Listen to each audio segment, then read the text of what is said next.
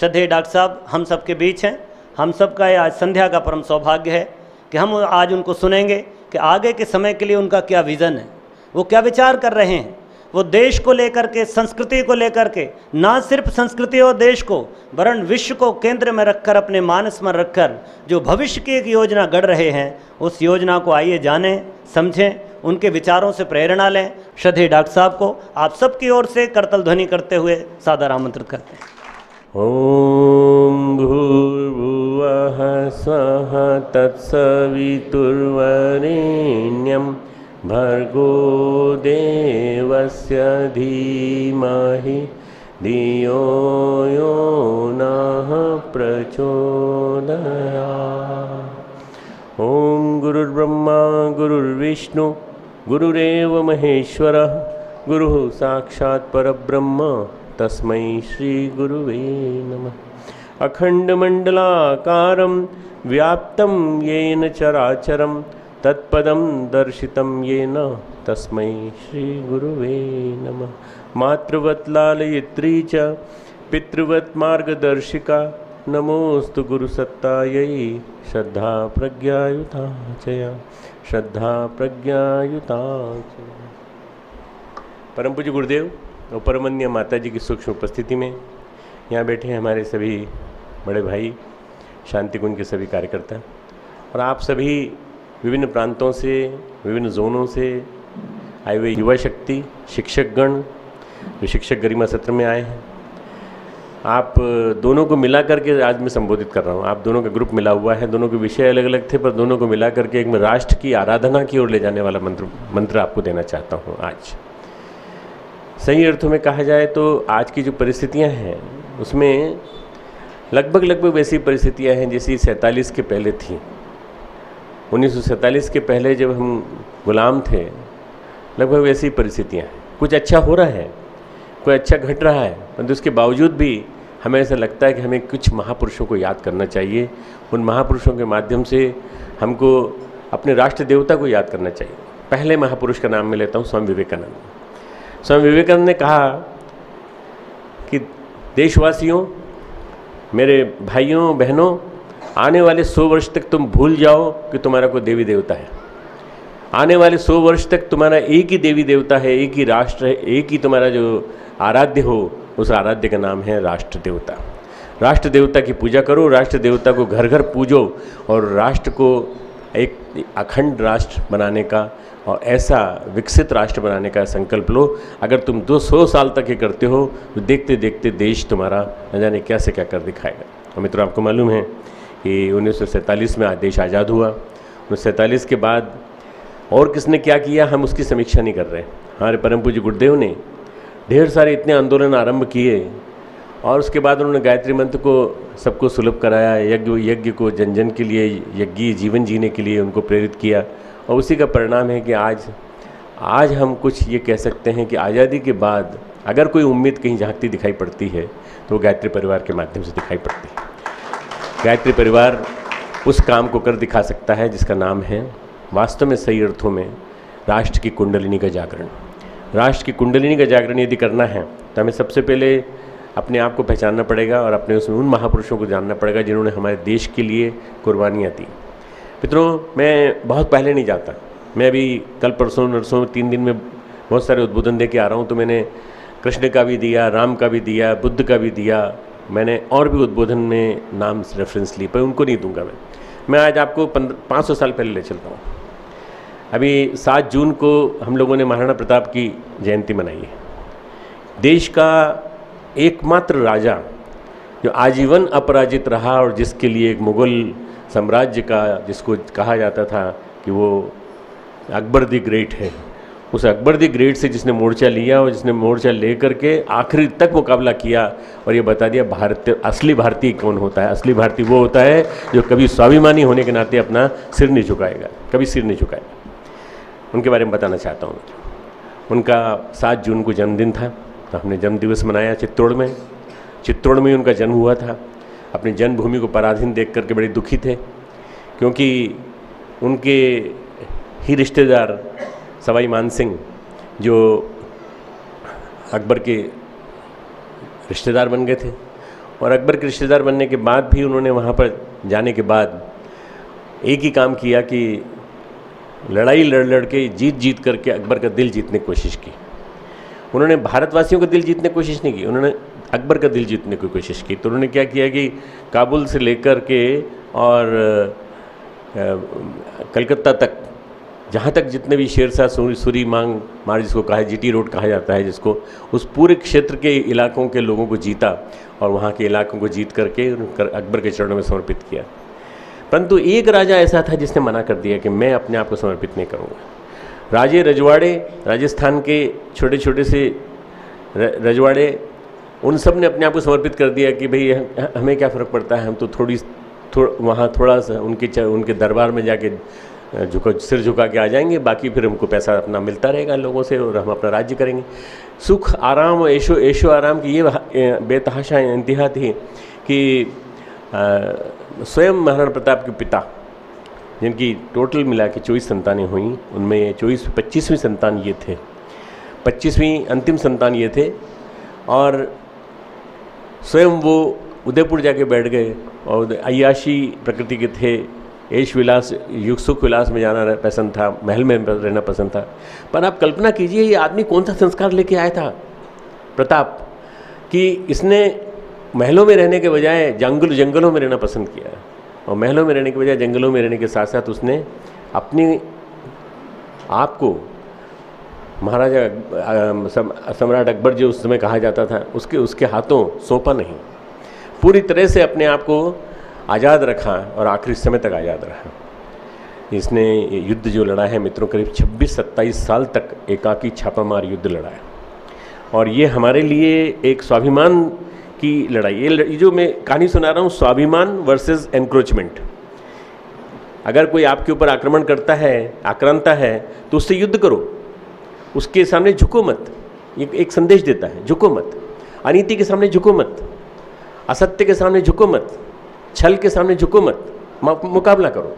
और मुकाबला करके आप ये बताओ उनको कि हमारा बल, हमारा तपोबल, हमारा त्याग, हमारा तेज इतना है हमारे पास हम ऋषियों की शक्ति है कि हम कुछ भी कर सकते हैं। एक साधक के रूप में मानता हूँ मैं महाराणा प्रताप को, जिन्होंने कि जंगलों में घास की रोटी खाई, जिन्होंने जहाँ तक हो सकता था पूरी तरह से नीति का साथ दिया, नीति के साथ रहे। लोग कहते हैं उन्होंने युद्ध किए, छापामार युद्ध किए, उन्होंने कई छापामार युद्ध में कई लोगों को हराया और कई लोगों से उनके धन लूट लिए। लोग उनको लुटेरा राजा कहते हैं, नहीं, गलत है बिल्कुल मित्रों। उन्होंने उन लोगों को लूटा जिन्होंने खुद लूट करके अपनी संपत्ति को अकबर को दे दिया था। उन्होंने उनको लूटा, उन हिंदू राजाओं को लूटा, उन मुस्लिम शासकों को लूटा जिन्होंने अपने आप को अकबर को समर्पित कर दिया था।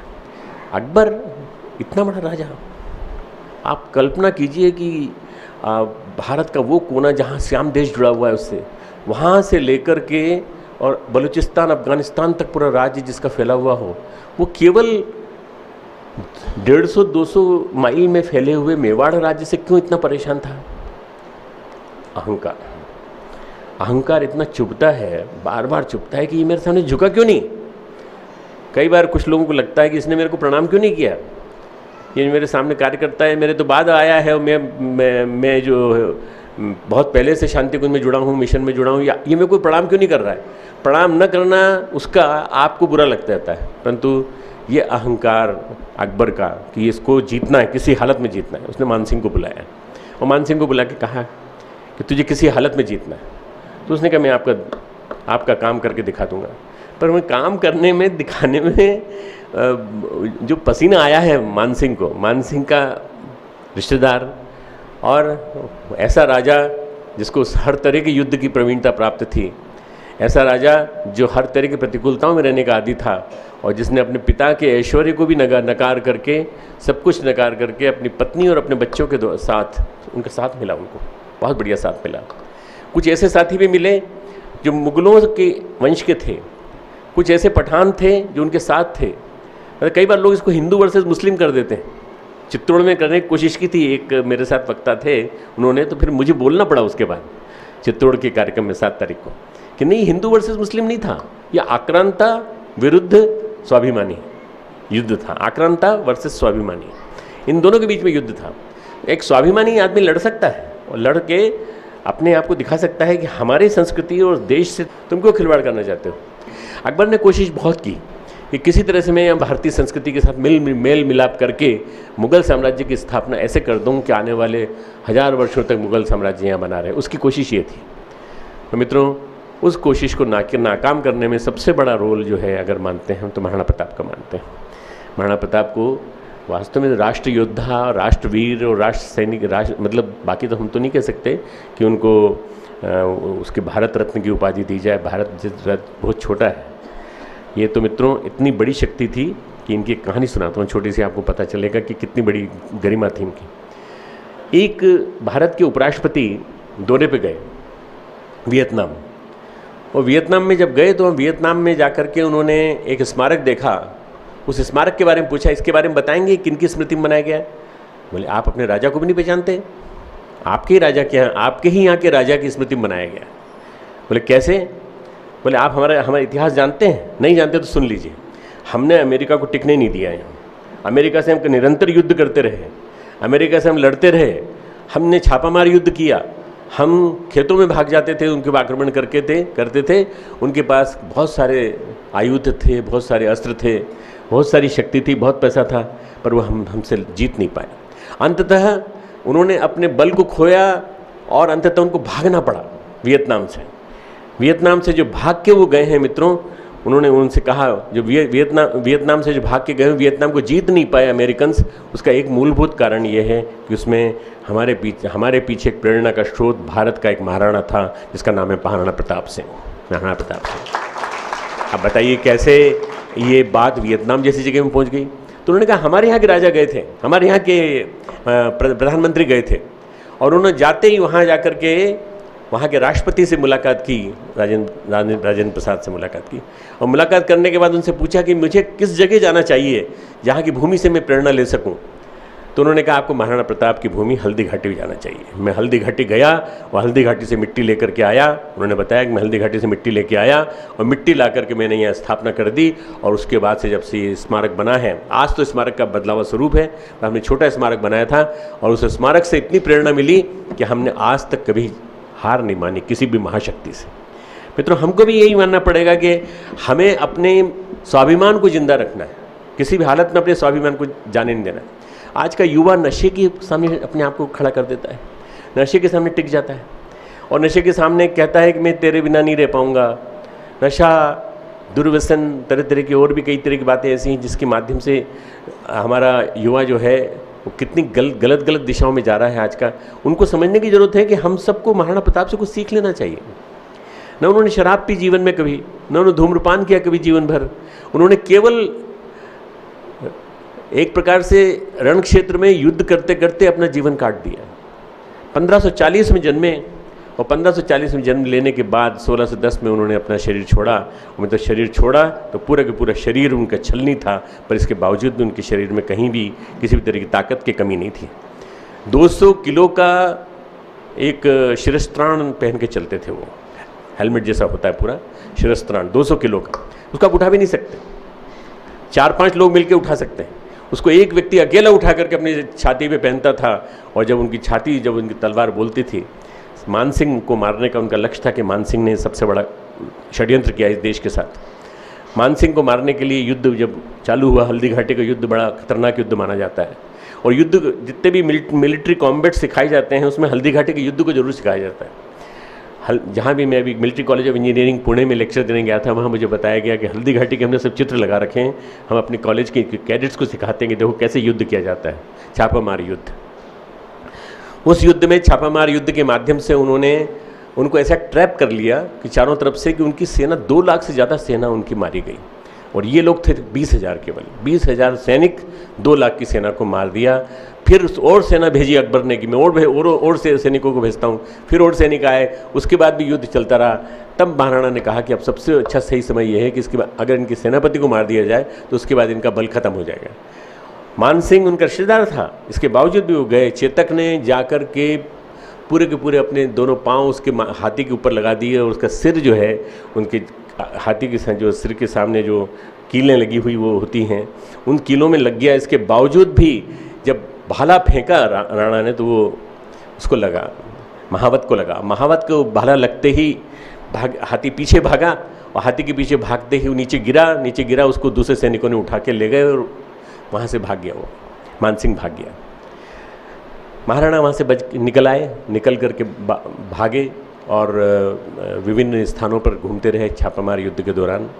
वो आप कल्पना कीजिए करीब 25 साल तक वो विभिन्न स्थानों पर घूमते रहे, 25 साल तक एक स्थान पर कहीं नहीं बैठे। गोगुंदा से लेकर के चावड़ तक 2 स्थान हैं बड़े बड़े जहाँ पर उनका स्थापना रही और जहाँ उन्होंने रह कर के राज्य चलाया पूरा के पूरा। पर उन्होंने घास की रोटी खाना मंजूर किया, सांबा की रोटी खाना मंजूर किया, बिना सब्जी, बिना गट्टे की सब्जी, बिना वहाँ का असली घी और ये कुछ खाए बिना उन्होंने अपना जीवन बिताया। ये एक हमारे सामने उदाहरण है कि प्रतिकूलताओं के बीच में रह कर के भी हम कैसे काम कर सकते हैं। आज हम जब अपने शहीदों की चिताओं पे लगेंगे, हर बरस मेले सुनते हैं और जब जाके उनकी चिताओं के स्थान पे देखते हैं तो वहाँ मेले नहीं दिखाई पड़ते, वहाँ इंक्रोचमेंट दिखाई पड़ता है। मित्रों, मैं खुद गया हूँ लखनऊ, लखीमपुर, पीलीभीत, शाहजहाँपुर, यहाँ हमारे कम से कम कुछ नहीं तो 10-12 शहीद मारे गए हैं। इनके स्थानों पे एनक्रोचमेंट इतना ज़्यादा हुआ है कि सारी उनकी जो समाधि बनाई गई थी या उनकी जो मूर्ति बनाई गई थी उस तक को हटा करके वहाँ पर बिल्डिंग खड़ी कर दी गई है और वो नेताओं की बिल्डिंगें हैं, नेताओं के द्वारा बनाई गई बिल्डिंगें। मतलब हमने शहीदों को याद भी नहीं रखा। शहीदों की चिताओं पर लगेंगे हर बरस मेले, हम वो कहते हैं। उन्होंने अपने जीवन को पूरी तरह से दांव पर लगा दिया। मतलब आज हम लोगों को इस बारे में सोचने की ज़रूरत है कि क्या हम अपने राष्ट्र को जीवंत जागृत बनाए रखने के लिए राष्ट्र आराधन के कुछ मंत्र जारी रख सकते हैं। राष्ट्र आराधन के 4 मंत्र हैं जो मैं आपको बताना चाहता हूँ। राष्ट्र आराधन मतलब राष्ट्र की सेवा, राष्ट्र को अपना देवता मानते हुए, राष्ट्र को महान मानते हुए, महानतम मानते हुए हम क्या कर सकते हैं। राष्ट्र की आराधना विभिन्न रूपों में। आप सोचिए, भगवान कृष्ण ने एक बृहत राष्ट्र की कल्पना अर्जुन को सुनाई।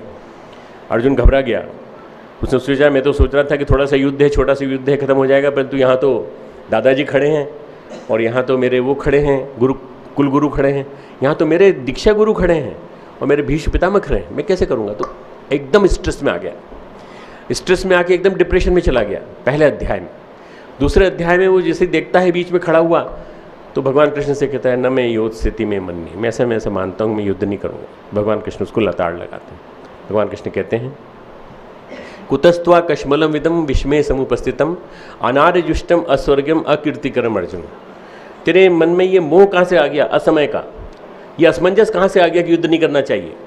बिना युद्ध किए तो जीत नहीं सकता। युद्ध दुर्बलताओं से भी होता है, अंतर जगत की, युद्ध पाप से भी होता है और युद्ध राष्ट्र के लिए भी होता है, युद्ध समाज के लिए भी होता है, हर चीज़ के लिए युद्ध होता है। युद्ध का मतलब लड़ाई नहीं होता अकेला, युद्ध का मतलब होता है अपनी ओर से अपना आक्रोश जताना, अपनी ओर से अपनी असहमति जताना कि नहीं, हम इसके साथ नहीं हैं, आपके इस काम के साथ नहीं हम। ये युद्ध होता है मित्रों। मैंने युद्ध किया थोड़े दिन पहले, अभी मुझे उन्होंने बना दिया, राज्यसभा सांसद बना दिया, ज़बरदस्ती बना दिया, मना करने के बाद भी बना दिया।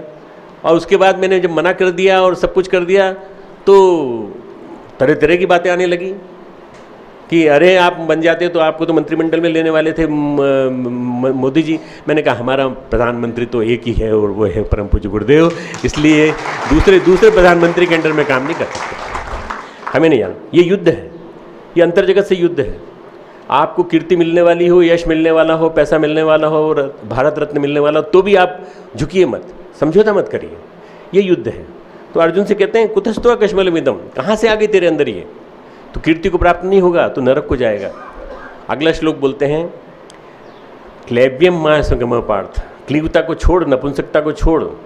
आज जो भी मित्रों देश की बुराई करता है, हमारा देश जीने लायक नहीं, रहने लायक नहीं है, वो क्लीव है। अगर ऐसा है तो फिर तुम्हारे अंदर क्यों नहीं वीर भाव जागा ठीक करने के लिए? तुम्हारे अंदर क्यों नहीं वीर भाव जागा कि गंगा को शुद्ध करने के लिए मुझे आगे आना चाहिए, गंगा तट पर शुद्धि करने वाले को मुझे भी रोकना चाहिए। हमारे अंदर ये क्लीव भाव आ गया है कि हम कुछ नहीं कर सकते, हम अकेले कुछ नहीं कर सकते। अरे अकेले कुछ नहीं कर सकते, कुछ तो कर सकते हो। जो थोड़ा बहुत तुम्हारे अंदर जो बल है उसी को जागृत कर लो। क्लैब्यम मासकोम पार्थ न एतत्त्वयि उपपद्यते, तुम्हें शोभा नहीं देता, ये तुम्हें शोभा नहीं देता। न एतत्त्वयि उपपद्यते, गीता बड़ी सिंपल है, बड़ी सरल है, अगर आप उसको समझने की कोशिश करेंगे। उपपद्यते नहीं शोभा देता, न शोभा नहीं देता, न एतत्त्वयि तुम्हें शोभा नहीं देता। क्या करें? वो आगे कहते हैं क्षुद्रम हृदय दौर्बल्यम, हृदय की शुद्धता को छोड़, दुर्बलता को छोड़, त्यक्त्वोत्तिष्ठ परंतप, छोड़ करके उत्तिष्ठ, खड़ा हो जा, हे अर्जुन तू खड़ा हो जा। और उसके बाद अर्जुन के अंदर का शिष्य भाव जागता है, विनम्र होते हैं, हाथ जोड़ते हैं। मुझे कुछ समझ में नहीं आ रहा, मुझे कुछ समझ में नहीं आ रहा, किम करोति, मैं क्या करूं, ये करूं कि वो करूं, श्रेय मार्ग की ओर जाऊं, प्रेय मार्ग की ओर जाऊं, मुझे नहीं मालूम। शिष्यस्ते हम शादी माम त्वाम प्रपन्नम, दूसरे अध्याय का 7वां श्लोक है। मैं आपका शिष्य बन के आया हूँ, मैं आपको, आप मुझे अपनी शरण में ले लीजिए, बस सिंपल सी बात है। आपकी शरण में आ जाने के बाद मैं वही काम करूँगा जो आप कहेंगे। मित्रों, आज हमको सबको ये मानना चाहिए कि जो महापुरुष महामानव हमारे इस देश में हुए हैं, उनको यदि हम अपने गुरु के स्थान पर मान लें और उनके बताए हुए मार्ग पर चलने की कोशिश करें, उसका नाम है संस्कृति। और यदि हम अमेरिका को मानते हैं महाशक्ति, यदि हम पैसे वालों को मानते हैं महाशक्ति, तो वो है सभ्यता, वो सभ्यता है। सभ्यता ये सिखाती है कि उस जगत को मानो, भौगोलिक जगत को मानो, भौतिक जगत को मानो। और संस्कृति ये सिखाती है महामानवों को मानो और उन लोगों को मानो जो देश के लिए, जिन्होंने जिए, देश के लिए मरे और जिन्होंने भारतीय संस्कृति के लिए अपना जीवन लगा दिया पूरा का पूरा। परम पूज्य गुरुदेव ने सारा जीवन महाराणा प्रताप की तरह से पूरी तरह से अपना जीवन लगा दिया। 80 साल तक वो निरंतर तप करते रहे, आखिरी समय तक, अंत तक उनका जीवन जो है बिल्कुल एक सादगी से भरे हुए ब्राह्मण का जीवन है पूरा। कहीं कोई ऐशो आराम नहीं, कहीं कोई विलासिता नहीं, कहीं कुछ नहीं, एक सिंपल सा ब्राह्मण। परंतु उस अकेले ब्राह्मण ने कितना बड़ा तंत्र खड़ा कर दिया मित्रों। आज 12 करोड़ लोग पूरे देश में खड़े हैं और वो सारे के सारे गायत्री परिवार के लोग आपको बताते हैं कि हम जुड़े हैं उनके प्रेम से, हम जुड़े हैं उनकी शक्ति से, तप की शक्ति से, हम उनके बल से जुड़े हैं। तो ये संस्कृति ये कहती है कि हमें अपने आप को उनके साथ जोड़ने की कोशिश करना चाहिए जिन्होंने इसके लिए जीवन अपना बहाया। तो राष्ट्र की आराधना के 4 रंग हैं। पहला रंग है मित्रों, उसके पहले एक श्लोक सुना देता हूँ। चातुर्वर्ण्यम मया सृष्टम, आपको मालूम है चातुर्वर्ण्यम मया सृष्टम गुण कर्म विभागश। भगवान कृष्ण गीता के 3रे अध्याय में कहते हैं मैंने 4 वर्ण बनाए हैं गुण कर्म विभाग के आधार। लोगों ने उनको जाति मान लिया। मूर्खता तो ये, हद की मूर्खता तो ये कि जातिवाद के आधार पर पूरा समाज विभाजित हो गया, जातिवाद के आधार पर पूरा देश विभाजित हो गया। पूरे विश्व में कोई भी देश ऐसा नहीं है जहाँ जातिवाद के आधार पर विभाजन हो, केवल हमारे देश में, केवल हमारा देश। मित्रों, इस जातिवाद के विभाजन ने बहुत गड़बड़ी की है। इस जातिवाद के मूल मर्म को समझिए। जाति का जो विभाजन किया था वो क्या था? जाति नहीं थी वो, बल्कि एक विचारधारा थी। विचार, सद्ज्ञान, शोध, अनुसंधान राष्ट्र आराधन का पहला मंत्र है। विचार, अनुसंधान, शोध, ये प्रक्रिया अगर चलती रहे, सद्विचार चलता रहे, श्रेष्ठ विचारों पर चिंतन चलता रहे, हम निरंतर स्वाध्याय करते रहें अच्छे विचारों पर, उनका लेखन अनवरत चलता रहे। साहित्यकार, पत्रकार, कवि, कलाकार, दार्शनिक, विचारक, मनीषी, विज्ञानवेत्ता, ये सब उस वर्ग में आते हैं, करने वाले जितने भी हैं। इसकी मानसिक उर्वरता में ही राष्ट्र का भविष्य अंकुरित होता है। अगर ये हमारा उर्वर है ज्ञान क्षेत्र, तो ज्ञान क्षेत्र उर्वर है तो ब्राह्मणत्व हमारा उर्वर है। ब्राह्मणत्व जाग गया है। ब्राह्मण जाति से नहीं, ब्राह्मण कर्म से। ब्राह्मण वो जिसने ब्राह्मणत्व को जीवन में उतारा है। ब्राह्मण वो नहीं जिसने अपना सरनेम रख लिया है या अपने पिता की यहाँ जन्म लिया और जन्म लेने के पश्चात उसने ये अपने आप को समझ लिया कि मैं पिता के यहाँ जन्म लेने की वजह से मैं द्विवेदी हूँ, त्रिवेदी हूँ, चतुर्वेदी हूँ, ये हूँ। कुछ नहीं मित्रों, वो नहीं। जन्म न जायते शूद्र संस्काराद्युच्यते। जन्म से आदमी शूद्र पैदा होता है, संस्कारों से वो ब्राह्मण बनता है। इसलिए पहली चीज़ ब्राह्मण संस्कारों के माध्यम से। संस्कृति शब्द जो है वो संस्कारों से बनी है। संस्कारों की कृति, श्रेष्ठ संस्कारों की कृति संस्कृति, श्रेष्ठ संस्कारों की कृति, महामानव बनाने वाले संस्कारों की कृति संस्कृति। संस्कृति शब्द का जो विभाजन है वो इस तरह से। मित्रों, चाहे हमारे ये राष्ट्र के जो ब्राह्मण हैं, इनके लिए बहुत अच्छा गान आया है। इसमें वेदों में बहुत बढ़िया गाना है कि हमारे राष्ट्र के ब्राह्मण जागें, और राष्ट्र के ब्राह्मण जाग करके पूरे के पूरे देश को ऊंचाइयों पे पहुंचाएं। वैदिक राष्ट्रगान जिसको कहा जाता है, वैदिक राष्ट्रगान। एक राष्ट्रगान तो हम जानते हैं, जनगण मन अधिनायक जय है, एक वंदे मातरम जाते हैं। तीसरा राष्ट्रगान जो है वो है यजुर्वेद से लिया गया है, जिसको कि दामोदर सातोलेकर ने लिखा था। मित्रों, इस वर्ग की उर्वरता में ही राष्ट्र का भविष्य है। ये हार जाएं, थक जाएं अथवा अपने कर्तव्य से विमुख हो जाएं तो फिर राष्ट्रीय भविष्य की नई कोपलें नहीं फूटेंगी, नए आधार नहीं बनेंगे, नए वृक्ष नहीं बनेंगे। इसलिए इस वर्ग को जागना बहुत ज़्यादा जरूरी है, इस वर्ग को बनाना बहुत जरूरी है। इस वर्ग को कई वर्णों से, अगर मान लीजिए आदमी कहीं किसी और वर्ण में बैठा तो उसको बोलना पड़ेगा, तुम्हारा ब्राह्मण तो जगाओ तुम। अरे नहीं साहब, मैं तो जाति से वो हूँ, मैं तो जाति से शूद्र हूँ। अरे शूद्र नहीं, तुम ब्राह्मण हो, अपने अंदर के ब्राह्मण। परम पूज्य गुरुदेव ने गायत्री मंत्र के माध्यम से ब्राह्मणत्व जगाया लोगों का, और ब्राह्मणत्व जगा के इतना बड़ा गायत्री परिवार खड़ा कर दिया। सारे के सारे लोग जितने भी ब्राह्मण बन गए। तो उन्होंने कहा ना कोई कम कोपल फूटेगी, ना कोई कली खिलेगी, और ना कोई फूल मुस्कुराएगा। इसके जिम्मे विचारों का अंकुरण भी है और प्रसार भी है। विचार भी अंकुरित हो, नए प्रचार प्रसार भी हो, विचार सारे देश में, सारी दुनिया में फैले। अगर राष्ट्र की कुंडलिनी का जागरण होगा मित्रों, तो ब्राह्मणत्व के जागरण से होगा। राष्ट्र की कुंडलिनी का जागरण की प्रथम कुंजी है ब्राह्मणत्व। महल हो या फिर कुटीर, ज्ञान का उजाला हर कहीं पहुंचना चाहिए, इनके मन में ये आता है। तो ये संस्कृति ज्ञान परीक्षा के माध्यम से घर घर पहुंचाते हैं। ये ब्राह्मण है, जो भी आप में से शिक्षक लोग आए हैं सब के सब ब्राह्मण हैं, जो आप ज्ञान का उजाला घर घर पहुंचाने की कोशिश करते हैं। ज्ञान के इस रंग में दो बातें हैं, पहला है अन्वेषण और दूसरा है शिक्षा एवं प्रसार। दोनों को एक दूसरे के साथ पूरक हैं। अन्वेषण भी करो, शिक्षा एवं प्रसार करो।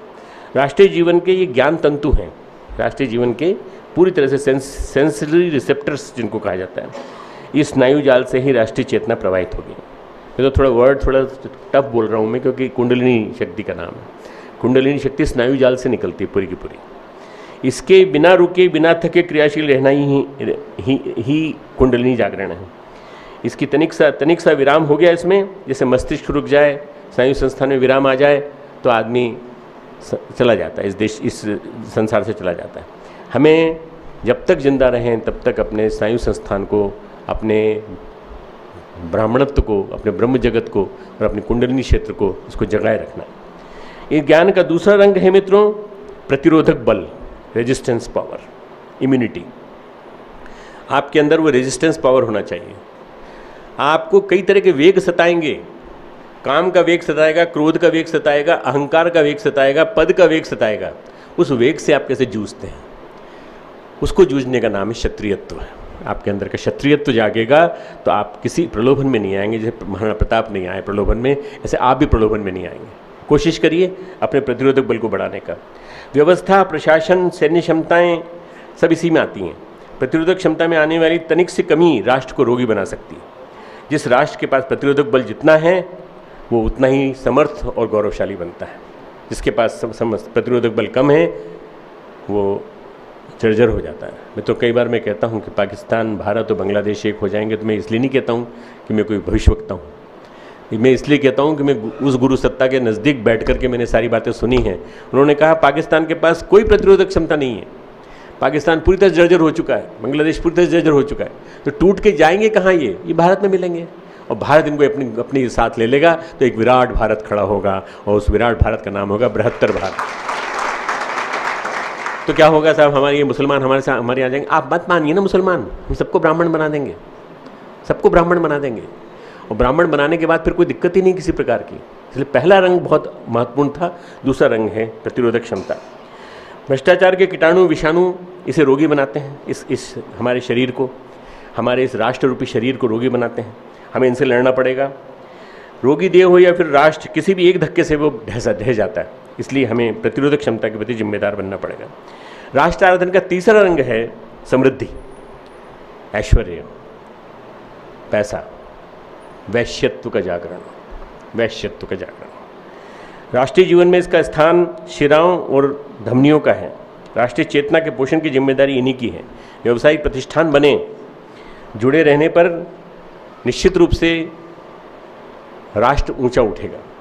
जितना हमारा राष्ट्र ऊंचा उठेगा, हमारे प्रधानमंत्री जी ने मेक इन इंडिया का एक नारा दिया। करीब करीब उन्होंने 40 एक जो उद्घोष किए, उन उद्घोषों पर उन्होंने जो इम्प्लीमेंटेशन चालू किया है मित्रों, मैं इसलिए नहीं कि मैं किसी के समर्थन में बोल रहा हूँ, मैं एक समझदारी से की गई स्टडी के आधार पर बोल रहा हूँ, कि एक समझदारी से की गई स्टडी के आधार पर बोल रहा हूँ कि इस राष्ट्र को सामर्थ्यवान, बलशाली और ऐश्वर्यवान बनाने के लिए जिस चीज़ की ज़रूरत है, उनको कोई शौक नहीं है हवाई जहाज में जाके घूमने फिरने का। वो जहाँ भी जाते हैं वहाँ भी काम करते हैं।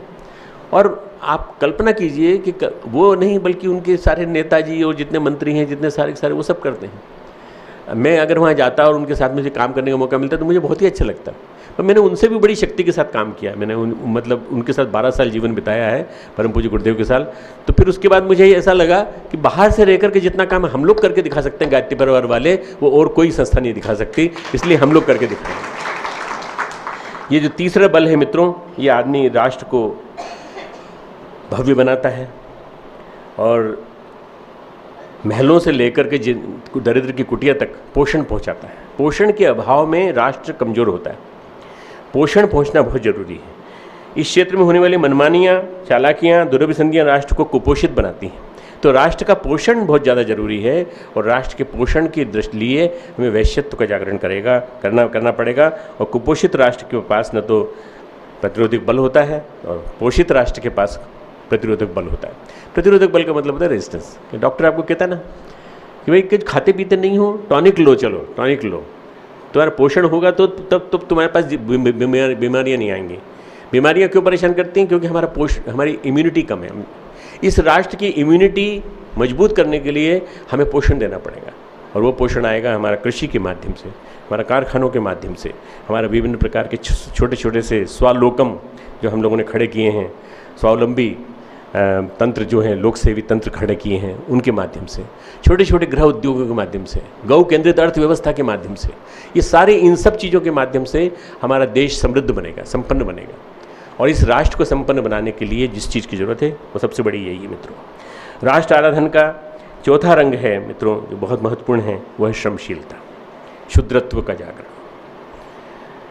शूद्र श्रमशील होता है, शूद्र जाति से नहीं, बल्कि वो हमारा ब्राह्मणों से असिमुखवासी बाहु राजन्य कृत जो हम मंत्र बोलते हैं, उसमें हमारा ये जो जिन हाथों से हम काम करते हैं ये कौन है, हमारे पैर क्या हैं, ये पूरा एक शरीर को ही बताया गया। शरीर ही 4 वर्णों में विभाजित है। ये राष्ट्रीय जीवन की क्रियाशीलता है। हमारे राष्ट्रीय जीवन में क्रियाशीलता आनी चाहिए, आलस्य नहीं आना चाहिए, प्रमाद नहीं आना चाहिए किसी हालत में। और क्रियाशीलता का अभाव तो मृत्यु है। क्रियाशीलता न रहे तो न व्यवसाय टिकेगा, न प्रशासन, न हमारे राष्ट्रीयता का हम रक्षा कर पाएंगे, क्योंकि दुश्मन हमारे ऊपर आक्रमण कर देगा। फ्रांस का पतन क्यों हुआ आपको मालूम है? फ्रांस का पतन इसलिए हुआ कि हिटलर ने कुछ नहीं किया। फ्रांस में शराब का प्रचलन बहुत था, वेश्याओं का प्रचलन बहुत था। तो हिटलर ने केवल एक ही काम किया कि शराब की प्रचुरता वहाँ हो जाए, ऐसी कोशिश की ताकि उनको जर्जर कर दें, पूरे राष्ट्र को जर्जर करने के लिए। उसने एक ही काम किया कि बहुत सारी वेश्याएं भिजवा दी, जो जर्मन वेश्याएं थी, उन्होंने उनको जर्जर कर दिया और खोखला कर दिया। और मित्रों, उसने अपने सेनापतियों से कहा, अब कल आक्रमण करो, परसों तुम जीत जाओगे फ्रांस। 24 घंटे में पेरिस का पतन हुआ है, 24 घंटे में फ्रांस का पतन हुआ है। क्यों? शराब पी के पड़े रहे। उन्होंने कहा हम क्या करेंगे राष्ट्र के लिए जिसको करना है करें। नहीं, राष्ट्र के लिए जिम्मेदारी हम सब की है। जहाँ सुरा और सुंदरी का साम्राज्य होगा वहाँ पतन होगा ही, और पतन हुआ और राष्ट्र गिर गया पूरा का पूरा।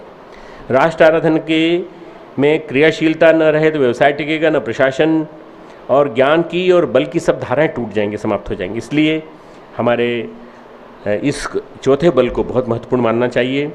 और ये चारों रंग एक दूसरे के साथ घुल मिलकर अपनी सौंदर्य को निखारते हैं, अपने राष्ट्र की कुंडलिनी को जगाते हैं। जिन्होंने इनमें जाति, वंश, भाषा, क्षेत्र के आधार पर अलग करने की कोशिश की। हम किसी भी देश को अगर जाति, भाषा, वंश और अपनी इसके आधार पर, वेश के आधार पर अलग कर देते हैं, तो फिर हम एक प्रकार से उस देश को कमज़ोर करते हैं। इस देश को कमजोरी से बचाना है तो इस देश को जाति, भाषा, वंश और वेश के आधार पर अलग न किया जाए, सब मिलकर के एक रहें। हमारे देश की एकता, अखंडता, सुरक्षा ये एक साथ चलती है। देश का एक भी हिस्सा टूटने न पाए। हमारे बीच में असम के भी लोग बैठे हैं, मध्य प्रदेश के भी लोग बैठे हैं, दक्षिण भारत के भी लोग बैठे हैं।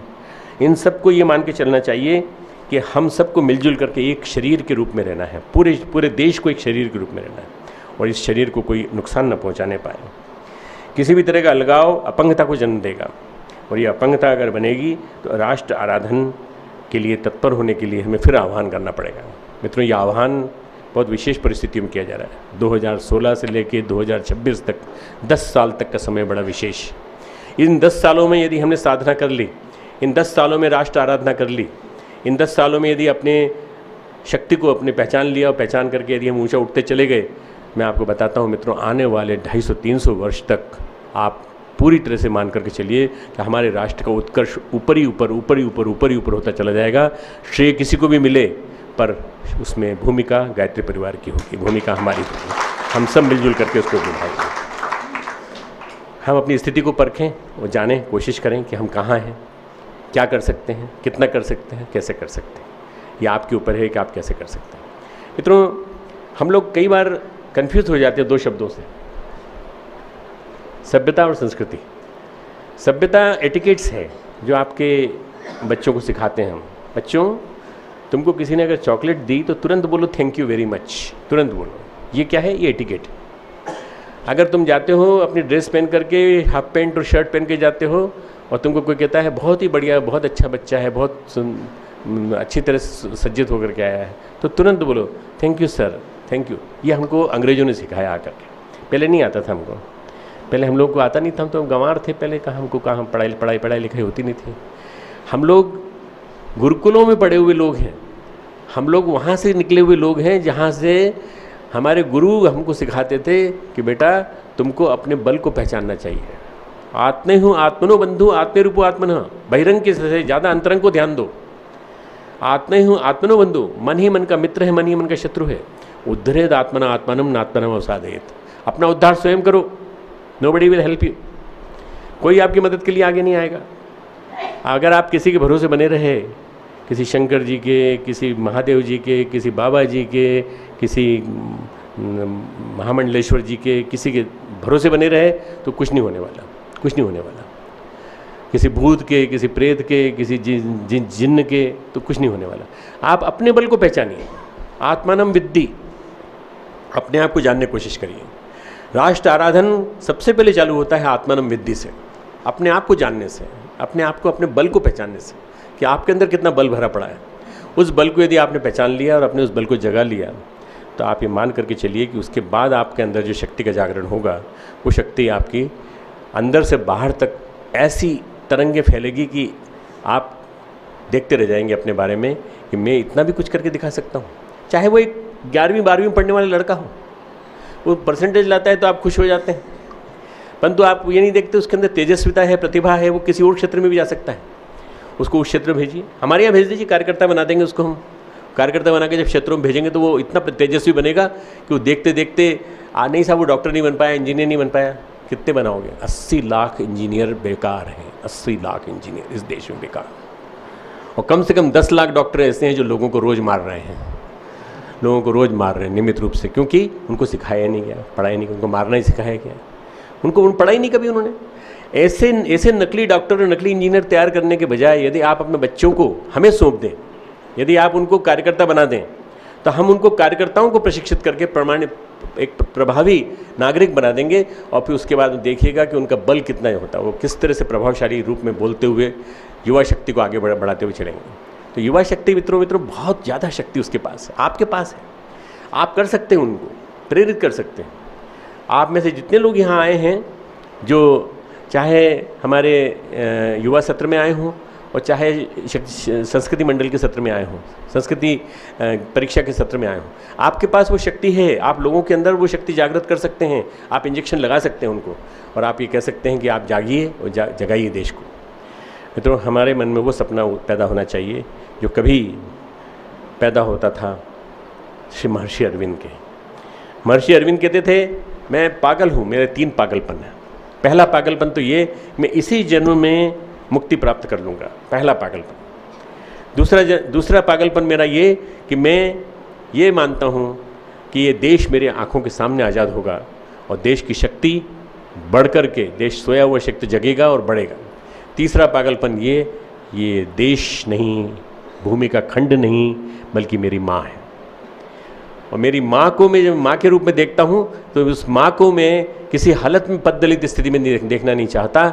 मैं ये एक पत्र लिखा था उन्होंने अपनी पत्नी को, मृणालिनी को, उसमें लिखा है कि 3 पागलपन मेरे 3 पागलपन। मित्रों, उन्होंने कहा है कि भारतवर्ष को जब मैं देखता हूँ तो भारतवर्ष मुझे दिखाई पड़ता है एक सुंदर सी स्त्री के रूप में, जिसके बाल बिखरे हुए हैं, केश बिखरे हुए हैं, पर ऊपर मुकुट लगा हुआ है। ये मुकुट हिमालय है, नगाधिराज हिमालय। और इस हिमालय की श्रृंखलाओं से कोई भी छेड़खानी करेगा तो मुझे कभी सहन नहीं होगा। आपकी माँ से कोई छेड़खानी करे, आपकी माँ के सिर पे आके कोई बैठ जाए तो आप कभी सहन करेंगे? जब आप सहन नहीं कर सकते अपनी माँ के साथ की गई छेड़खानी को, तो आज चीन ने हमारे यहाँ का राष्ट्र का भूभाग ले रखा है और उस भूभाग से लेकर के पाकिस्तान ऑक्युपाइड कश्मीर से लेकर के वो पाकिस्तान से लेकर एक ऐसा रास्ता बना रहा है मित्रों, 6 लेन हाईवे पूरा बना रहा है, जिसके माध्यम से भारत की सीमाएं असुरक्षित हो जाएंगी। कभी भी आक्रमण कर सकता है, कभी भी वहाँ से वो ला सकता है। तो पाकिस्तान और चीन हमारे 2 बड़े शत्रु हैं इस समय, जिनके लिए हमें सचेत होना पड़ेगा।